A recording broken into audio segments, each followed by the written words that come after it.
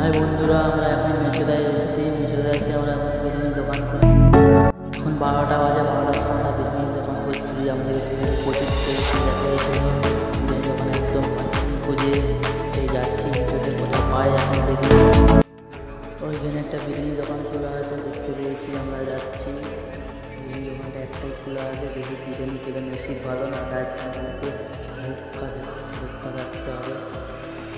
আমাদের নসিবটা আজকে ভালো, বিরিয়ানি দোকান খোলা আছে, একদম নেই, একদম বিরিয়ানি হাঁড়ি থেকে পেয়ে গেছে।